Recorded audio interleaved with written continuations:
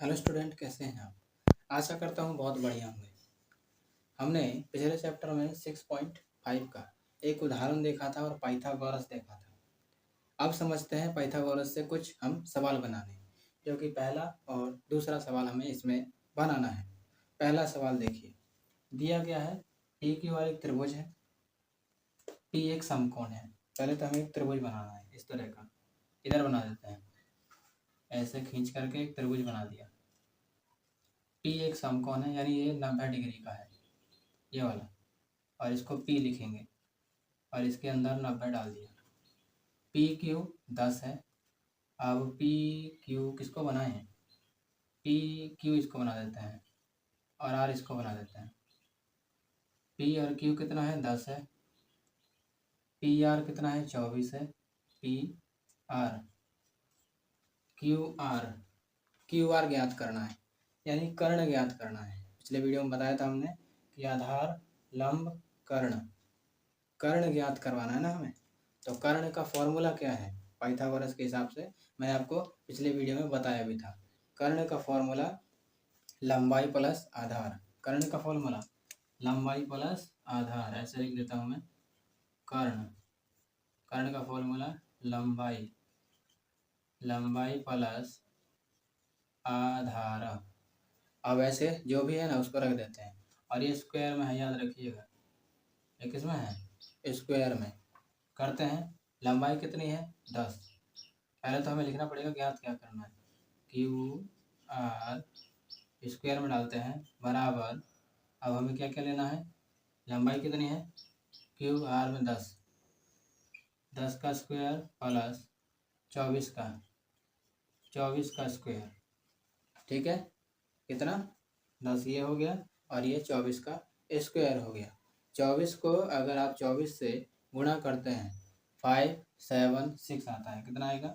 576, यानी 24 इंटू 24 करेंगे तो, और इसको इससे करेंगे तो प्लस में 100 ही आता है। ये तो आप सभी को पता है। ठीक है, अब इसको अगर हम टोटल कर दें, इन दोनों का टोटल कर दें, तो एक तो एक का रहेगा, 6 हो जाएगा। 6 7 6, टोटल कितना हो जाएगा कुल? इन दोनों का टोटल करेंगे और क्यू आर यहाँ पर लिखना ही पड़ेगा, क्यू आर स्क्वायर में रहेगा 776। अब 676 सॉरी 676 लिखने के बाद अब हमें ये बताना है ये स्क्वायर में कितना होगा। तो मैंने ना पहले से ही सवाल तैयार कर लिए थे बिना किसी डाउट के, कि हमें कोई दिक्कत ना हो। उसमें से आपको फॉर्मूले और ये सब में लिखवाता रहता हूँ। तो अगर हमें ये 776 का क्या निकालना है? स्क्वायर। तो या तो एक तरीका है, आप इसको गुणनखंड कर दीजिए, या फिर आप याद कर लीजिए, जैसे 2 2 गुणा 2 4, 4 गुणा 4 8, ऐसे 8 गुणा 8 16, ऐसे करके आप अलग अलग याद कर सकते हैं। इसका गुणनखंड है 26। मैंने अभी यह किया था तो मुझे याद भी है, बाकी मैंने देख भी लिया है। ठीक है, सवाल के हिसाब से इसका क्या निकलता है? 26। यानी इसको हम ऐसे लिख सकते हैं, 26 गुणा 26 करेंगे तो कितना निकल कर आएगा? 6 7 6, यानी इसका आंसर रहेगा 26। यानी ये कितना है? 26 सेंटीमीटर। ये सब सेंटीमीटर में है। ठीक है, ये पहला सवाल हुआ। अब दूसरे पे आते हैं। दूसरे का आंसर भी निकालना है। पहले तो समझ लेते हैं है क्या क्या। एक त्रिभुज है, फिर से त्रिभुज बना देते हैं, इधर बनाते हैं। इस तरह का त्रिभुज है, सी समकोण है, इसको सी बना देते हैं। 90 डिग्री का है ये। ए भी दिया हुआ है, ए हम लोग इसको मान लेते हैं, बी इसको मान लेते हैं। ए बी सी, ठीक है। ए भी 25 है, 25 सेंटीमीटर। ए सी, ए और सी 7 सेंटीमीटर। बी और सी पता करना है, यानी आधार पता करना है। तो आधार का फॉर्मूला भी तो थे, कर्ण माइनस लंबाई। आधार का क्या फॉर्मूला है? कर्ण स्क्वायर माइनस लंबाई का स्क्वायर। रख देते हैं जो जैसा है, हमारा आंसर क्या आ जाएगा? निकल जाएगा। आधार कितना है? BC स्क्वायर में रखेंगे। अब क्या चाहिए हमें? कर्ण। ये है कर्ण, कितना है? 25 स्क्वायर माइनस डालेंगे, कितना रहेगा लंबाई में 7 का स्क्वायर। फिर से लिखते हैं BC स्क्वायर बराबर 25 को 2 से करेंगे तो कितना आएगा।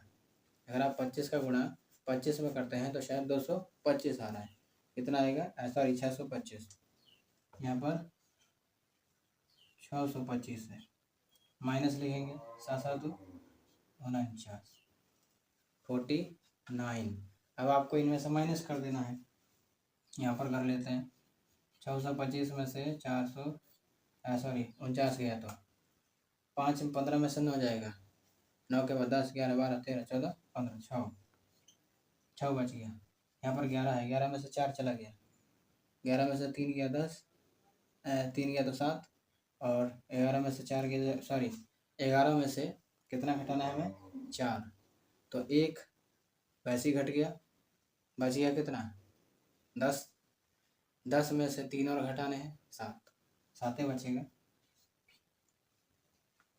यहाँ पर साफ साफ नहीं आ रहा है और यहाँ लिख देते हैं 576। कंफर्म करते हैं कि यही आ रहा है, सॉरी प्लस है इसका, हमें ना इसमें प्लस करना है। प्लस करने पर हमें कितना मिलेगा, अभी जोड़ देंगे, अब तो ये जोड़ना पड़ेगा ना हमें।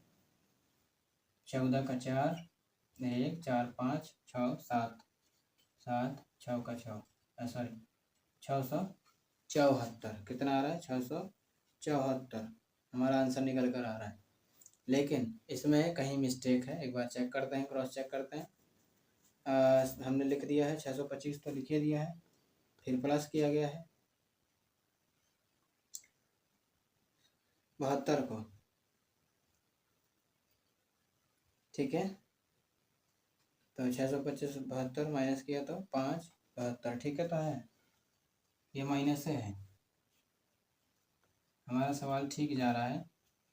और यहाँ पर 5 और कितना बच रहा था, टोटल देख लेते हैं 576। अब हमें BC निकाल करके देना है, तो आंसर कितना आएगा। BC का आंसर अगर स्क्वायर होना चाहिए तो इसका स्क्वायर होता है 24, कितना होता है 24। 24 गुणा 24 करने पर हमें मिलता है कितना 5 7 6, कितना मिलता है आंसर 576। थोड़ा सा दिक्कत होगा बनाने में, क्योंकि थोड़ा सा पाइथागोरस का ना समझने में नहीं आ पाता है। धीरे धीरे प्रैक्टिस करिएगा, मुझे भी एक दिन में नहीं आया, धीरे धीरे ही मैं पहले समझता हूँ, लिखता हूँ, फिर करता हूँ, फिर आपको वीडियो के माध्यम से समझाता हूँ, ठीक है। बनाइएगा, मिलते हैं अगले वीडियो में।